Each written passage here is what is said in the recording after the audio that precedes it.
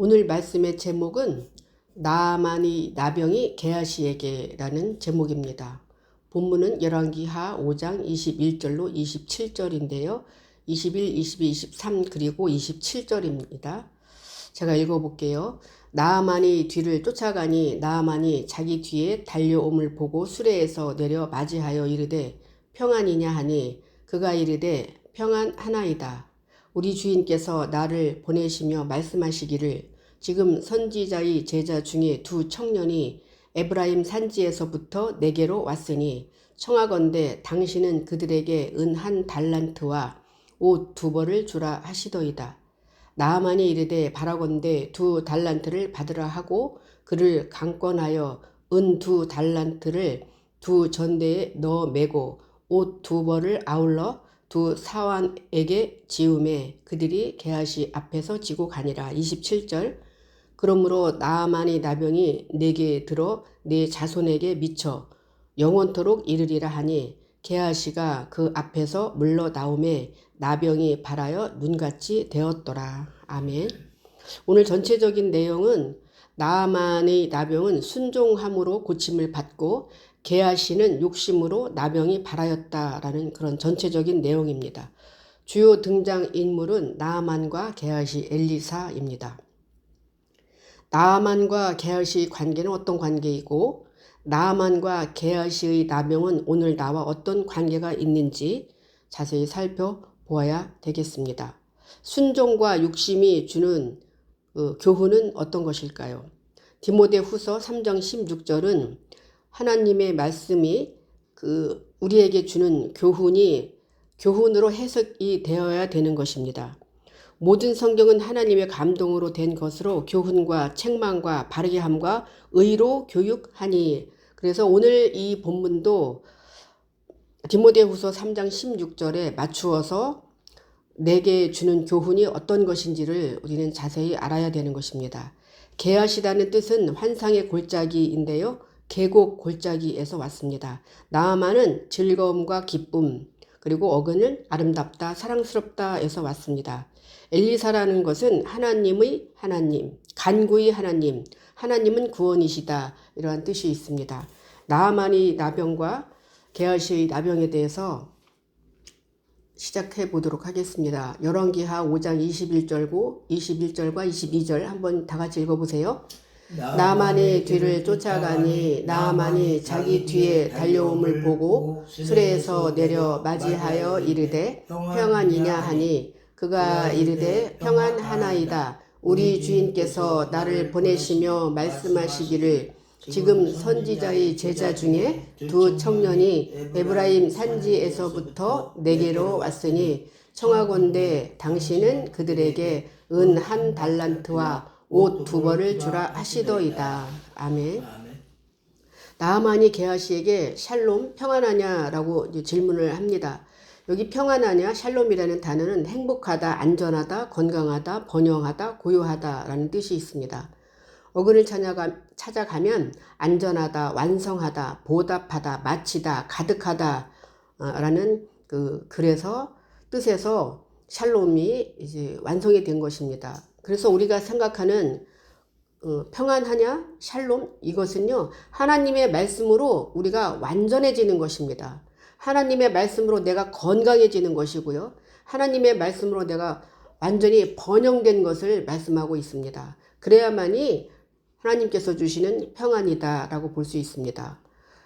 나아만이 게하시에게 평안하냐고 물었을 때 게하시가 평안하나이다 라고 대답을 합니다. 그것은 거짓 평안이었습니다. 순간적으로 속인 것이었었죠. 그것은 욕심을 속인 겁니다. 즉 은과 옷 2달란트 옷을 가지려고 하는 그 욕심으로 평안하지 않음에도 불구하고 평안하다라고 거짓으로 순간적으로 속이면서 평안하다라고 이야기를 하고 있습니다. 여기 게하시는 아까 골짜기, 계곡 이런 뜻이 있다고 말씀드렸는데요. 이 골짜기는요. 우리가 계곡과 골짜기는 골이 많이 깊어 있습니다. 그래서 오고 가기가 힘든 것을 바로 골짜기다, 게하시의 상태다 라고 말씀할 수 있습니다. 골짜기에는 돌이 많이 있습니다. 그래서 여리고성이다 라고 볼 수 있고, 아간의 욕심과 게하시의 욕심이 같은 내용이다 이렇게 볼 수 있습니다. 게하시 안에 있던 그 골짜기 여리고성, 이것에 대해서 여호수아 7장 24절로 26절 한번 다 같이 읽어보세요. 여호수아가 이스라엘 모든 사람과 더불어 세라의 아들 아간을 잡고 그 은과 그 외투와 그 금덩이와 그의 아들들과 그의 딸들과 그의 소들과 그의 나귀들과 그의 양들과 그의 장막과 그에게 속한 모든 것을 이끌고 아골 골짜기로 가서 여호수아가 이르되 내가 어찌하여 우리를 괴롭게 하였느냐 여호와께서 오늘 너를 괴롭게 하시리라 하니 온 이스라엘이 그를 돌로 치고 물건들도 돌로 치고 불사르고 그 위에 돌 무더기를 크게 쌓았더니 오늘까지 있더라. 여호와께서 그의 맹렬한 진노를 그치시니 그러므로 그곳 이름을 오늘까지 아골 골짜기라 부르더라. 게하시의 욕심, 아간의 욕심 같은 내용입니다. 그것은 게하시와 아간 속에 여리고성 그리고 돌무더기 골짜기가 내재되어 있다라고 볼 수 있습니다. 여기 아골 골짜기는요, 혼란, 재난, 괴로움 이런 뜻이 있습니다. 그래서 이 아골 골짜기가 메워져야 되고, 그리고 여리고성은 무너져야 된다라고 볼 수 있습니다. 여리고성에서 완전히 그 씨족 그리고 모든 아간이 그동안 했던 모든 인생의 희노애락 그리고 패가 망신하는 것이다 라고 볼 수 있어요. 이 욕심은 지나치면 패가 망신하게 되어 있습니다. 이제 그 여리고성에 대해서 아골 골짜기, 돌무더기가 쌓여 있는 것이 바로 여호수아인데요. 아골 골짜기, 돌무더기, 여리고성에 대해서 우리의 속성이다 라고 볼 수 있습니다. 한 번 더 보겠습니다. 여호수아 6장 26절. 여호수아가 그때에 맹세하게 하여 이르되 누구든지 일어나서 이 여리고성을 건축하는 자는 여호와 앞에서 저주를 받을 것이라. 그 기초를 쌓을 때에 그의 맏아들을 잃을 것이요 그 문을 세울 때에 그의 막내 아들을 잃으리라 하였더라. 아멘. 그 아골골짜기 그리고 돌무더기 다 같은 내용입니다. 실제적으로 여리고성을 건축한다고 하면은 맏아들을 잃었던 것이 열왕기상 16장 34절에는 맏아들을 잃는 여리고성을 건축함으로써 맏아들을 잃는 실제적인 예가 나와 있습니다. 이 돌무더기는요, 순간적인 욕심과 고집, 아집, 그리고 내가 버리지 못하는 그런 모든 것들을 바로 여리고성이다, 골짜기다, 돌무더기다 이렇게 볼 수 있습니다. 게하시는 우리 속에 골짜기라는 육적 속성을 숨기고 스스로 평안하다라고 이야기를 하는데 그것이 순간적인 거짓 대답이었다는 것이죠. 스스로 하나님을 두고 맹세하는 것이죠. 우리는 매 주일마다 회개하고 또 회개하고, 즉 내 안에 계곡과 골짜기가 점점 더해지는 것을 의미하고 있습니다. 그러므로 이 여리고성과 골짜기가 메워지지 않는 그 평안은 나의 평안이지 하나님께서 주시는 평안이 아니다 라고 볼 수 있습니다. 그래서 샬롬이라고 나아만이 물었을 때 게하시가 대답한 샬롬은 거짓 평안이었던 것입니다. 그래서 이 평안도 두 가지, 샬롬도 두 가지가 있다는 것입니다. 나의 평안과 하나님의 평안 이렇게 두 가지가 있습니다. 거짓 평안에 대해서 한번 보겠습니다. 시편 28편 3절. 악인과 악을 행하는 자들과 함께 나를 끌어내지 마옵소서. 그들은 그 이웃에게 화평을 말하나 그들의 마음에는 악독이 있나이다. 거짓 화평 속에는 마음에 악독이 있다. 그래서 그것은 하나님이 주신 화평이 아니다. 하나님이 주신 샬롬이 아니다. 라고 말씀드릴 수 있습니다. 말라기 2장 6절에는 그의 입에는 진리의 법이 있었고 그의 입술에는 불의함이 없었으며 그가 화평함과 정직함으로 나와 동행하며 많은 사람을 돌이켜 죄악에서 떠나게 하였느니라 이렇게 말씀하고 있습니다. 입술에 불의함이 없어져야 된다라고 말하죠. 그런데 아직 내 입에서 불의함이 나간다고 하면 그것은 하나님께서 주신 화평이 아니고 하나님께서 주신 샬롬이 아니라는 것입니다. 내 입에는 오로지 정직함, 진리의 법, 그것만이 있어야지 하나님께서 주신 샬롬이다, 평안이다 이렇게 볼 수 있습니다. 고린도전서 14장 33절은 하나님은 무질서의 하나님이 아니요 오직 화평의 하나님이시니라 이렇게 말씀하고 있습니다. 불의한 하나님이 아니라는 것입니다. 불의한 일에 우리가 가끔 가담하는 일이 있습니다. 이것은 인간적인 무질서에 우리가 개입해서는 안 된다는 것이죠. 가끔 우리가 그 여러 가지 그 정치적인 집회를 볼 때 불의한 일에 가담해서 하나님의 화평이 아닌 무질서의 하나님을 만드는 경우가 있습니다. 그런 것은요, 보지도 말고 가지도 말고 참여해서는 안 되는 것입니다. 하나님께서 주시는 화평은 무질서가 아니고 오로지 샬롬의 하나님이십니다. 이 샬롬의 하나님은 화평을 주시는데 나에게 화평을 주시고 가족에게, 이웃에게, 나라와 민족에게 화평을 주시는 하나님이십니다. 그래서 우리가 어떤 무질서의 하나님을 가장한 어떤 모임과 그런 곳에는 가면 안 되는 것입니다. 여기 나아시가 어떻게 이야기하냐면 그들에게 은 1달란트와 옷 2벌을 주라 하더이다 이렇게 말씀을 해요. 잘못된 화평은 욕심의 본질입니다. 그래서 이 욕심의 본질을 언급하는데 은과 옷 2벌을 달라 이렇게 말씀을 하게 됩니다. 그럼 은과 옷 2벌은 어떤 뜻이 있을까요? 은은 갈망하다, 열망하다 라는 뜻이 있습니다. 즉, 금 같은 믿음에서 퇴색된 것을 바로 은이다 이렇게 말씀할 수 있습니다. 그것은 하나님과의 관계가 깨진 상태를 바로 은이다 이렇게 볼 수 있고요. 게하시의 옷 2벌은 여기 반복의 의미가 있습니다. 옷은 속임수라는 뜻이 있고 약탈하다, 범죄하다에서 왔습니다. 2벌이라는 것은 반복적으로 지속적인 거짓말을 의미합니다. 우리가 한 번 속고 2번 속게 되면은 인간관계도 깨지게 되어 있습니다. 그것이 바로 옷 2벌 속에 의미가 담겨져 있다고 볼 수 있습니다. 그래서 우리는 옷을 입는데 어떤 옷을 입어야 되느냐? 수치의 옷과 그리고 왕 같은 제사장의 옷이 있는데 수치의 옷을 절대적으로 입으면 안 되죠. 시편 109편 29절 다 같이 한번 읽어보세요. 나의 대적들이 욕을 옷 입듯 하게 하시며 자기 수치를 겉옷같이 입게 하소서. 우리가 욕을 옷 입듯 하게 한다는 것이죠. 우리가 아침 저녁으로 옷을 갈아입는데 수치의 겉옷같이 그런 옷을 입으면 안 된다 이렇게 말씀하고 있습니다. 나를 포장하는, 나를 가리는 그런 옷은 절대 입으면 안 된다는 것이죠. 출애굽기 28장 2절로 5절에는 이제 우리가 직분이 거룩한 그 제사장이고 왕 같은 제사장입니다.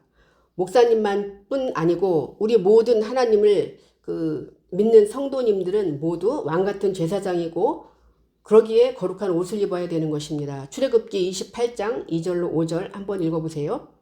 내 형 아론을 위하여 거룩한 옷을 지어 영화롭고 아름답게 할지니 너는 무릇 마음에 지혜 있는 모든 자 곧 내가 지혜로운 영으로 채운 자들에게 말하여 아론의 옷을 지어 그를 거룩하게 하여 내게 제사장 직분을 행하게 하라.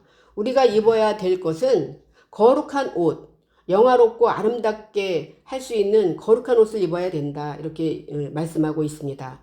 마음에 지혜 있는 자, 지혜를 마음에 가지고 있는 자들은 모든 사람들이 다 제사장 직분을 행하기 위해서는 거룩한 옷을 입어야 된다 이렇게 말씀하고 있습니다. 그러므로 우리가 게하시가 원했던 옷 2벌은 거짓의 옷이다 이렇게 볼 수 있습니다. 또 2벌 옷을 준비하지 말라는 내용이 나옵니다. 마태복음 10장 10절 여행을 위하여 배낭이나 2벌 옷이나 신이나 지팡이를 가지지 말라. 이는 일꾼이 자기 먹을 것 받는 것이 마땅함이라. 옷 2벌을 입지 말라는 것입니다. 준비하지 말라는 것입니다. 완전한 진리의 옷 1벌만 있으면 된다. 이렇게 비유로 옷 2벌에 대해서 말씀하고 있습니다.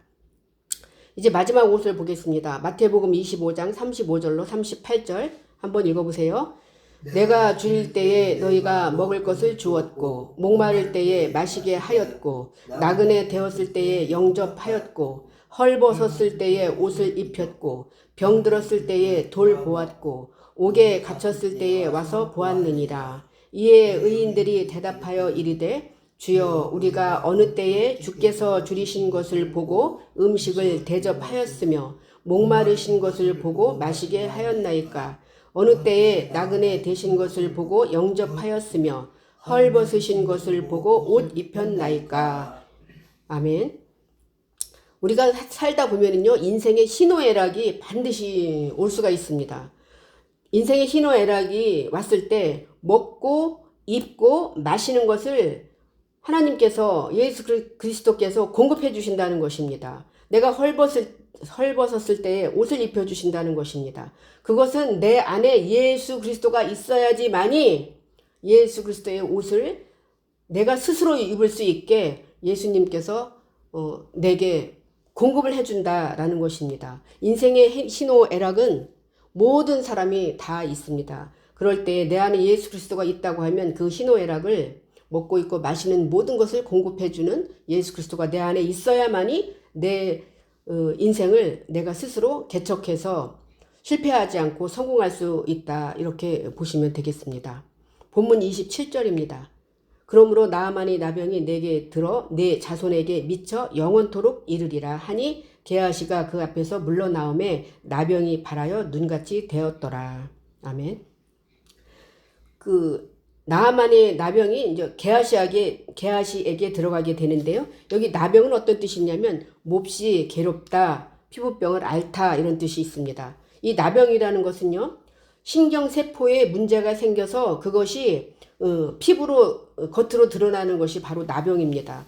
그리고 이 나병은 번지는 그 속성이 있습니다. 어디까지? 자손까지 대대로 영원토록 번지는 속성이 있습니다. 그래서 바로 끊어야 되죠. 그래서 구약에는 부정하다라고 해서 사람과의 접촉을 피했습니다. 그래서 많은 사람들이 있을 때 제사장이 나병 걸린 사람은 분리를 하게 되고 완전히 또 병이 낫게 되면 다시 합류하는 그런 병이 바로 나병이다 이렇게 말씀을 했는데요. 이 나병을 고침받으려면 어떻게 해야 되느냐 방법이 있습니다. 열왕기하 5장 14절 보면 나아만이 이에 내려가서 하나님의 사람이 말대로 요단강에 7번 몸을 잠그니 그의 살이 어린아이의 살같이 회복되어 깨끗하게 되었더라. 이렇게 기록이 되어 있습니다.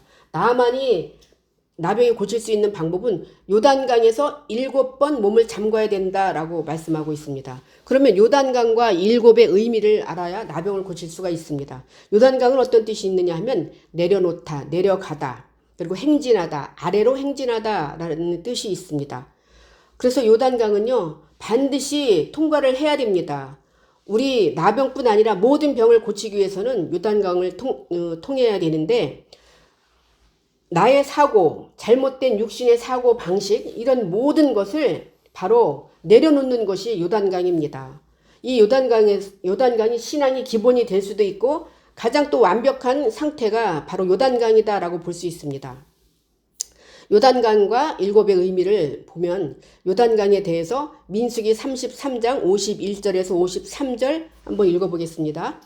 이스라엘 자손에게 말하여 그들에게 이르라 너희가 요단강을 건너 가나안 땅에 들어가거든 그 땅의 원주민을 너희 앞에서 다 몰아내고 그 새긴 석상과 부어 만든 우상을 다 깨뜨리며 산당을 다 헐고 그 땅을 점령하여 거기 거주하라. 내가 그 땅을 너희 소유로 너희에게 주었음이라. 아멘. 요단강을 건너야지만이 가나안 땅에 들어갈 수가 있습니다. 가나안 땅에 들어가면 잘못된 그 석상, 우상 이런 걸 다 그 산당을 다 헐어버리라고 말씀하고 있습니다. 그러면 다른 종교에 있는 모든 것을 불태우고 헐어내고 그런 뜻이겠습니까? 그러면 큰일 나죠. 그것은 다른 종교를 폄훼하는 것밖에 되지 않습니다. 그래서 여기는 다 비유이죠. 여기서 우리가 알아내야 될 교훈은 내 안의 우상을 다 깨뜨리라는 것이죠. 그러면 내 안에 그 우상을 다 깨뜨리고 나면 하나님께서 가나안 땅을 주신다라고 합니다. 그 가나안 땅을 우리가 점령하게 되면 우리는 거기서 거주를 해야 됩니다. 누구와? 예수 그리스도가 내 안에 나라는 땅에 와서 함께 거주하는 것을 말하고 있습니다. 땅이 내 소유가 된다고 하면 길가밭을 돌짝밭, 가시밭, 옥토밭으로 개간을 해야 되고요. 개간해서 30배, 60배, 100배의 결실을 맺어야 되는 것입니다. 가나안 땅에 가서는 제대로 된 농사를 지어야 되는 것을 말씀하고 있습니다. 그래서 이 요단강을 반드시 건너가야 된다라는 것입니다. 이제 그 요단강을 건너가게 되면 우리가 또 좋은 열매를 맺어야 되는데 마태복음 3장 5절로 8절 읽어보세요. 이때에 예루살렘과 온 유대와 요단강 사방에서 다 그에게 나와 자기들이 죄를 자복하고 요단강에서 그에게 세례를 받더니 요한이 많은 바리새인과 사두개인들이 세례 베푸는 대로 오는 것을 보고 이르되 독사의 자식들아 누가 너희를 가르쳐 임박한 진노를 피하라 하더냐. 그러므로 회개에 합당한 열매를 맺고. 요단강은요 그 죄를 자복하고 세례를 받는 곳입니다. 그러면 우리가 죄를 자복하고 세례를 받게 되면 세례는 말씀을 받는 것을 세례라고 합니다. 그러면 합당한 열매를 맺어야 되는데 그 열매는 무엇으로 열매를 맺어야 되느냐? 우리가 인생을 살아가면서 말과 언어와 행동 이런 것으로 합당한 열매를 맺어야 되는 것을 회개에 합당한 열매다 이렇게 말씀할 수 있습니다. 예수님도 요단강에서 세례를 받으셨어요. 마가복음 1장 9절 그때에 예수께서 갈릴리 나사렛으로부터 와서 요단강에서 요한에게 세례를 받으시고 그래요. 그래서 우리는 이 나병을 씻기 위한 필수적인 단계가 요단강에서 7번 몸을 씻어야 되는 것입니다. 7이라는 것은 완전한, 주일, 7, 7 이런 뜻이 있습니다. 그리고 어근을 찾아가면 완전하다, 맹세하다, 간청하다, 저주하다, 서역하다 이렇게 되어 있습니다.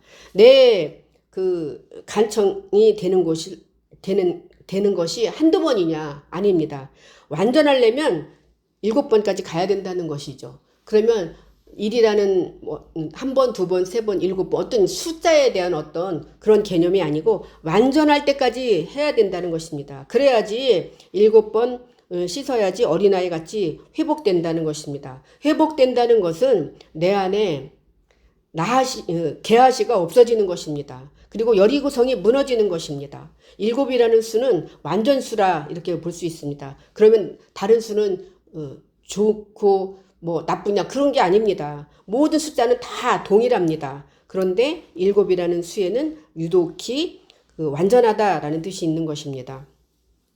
히브리서 11장 30절에도 믿음으로 7일 동안 여리고를 도니 성이 무너졌으며 이렇게 말씀하고 있습니다. 여리고 성은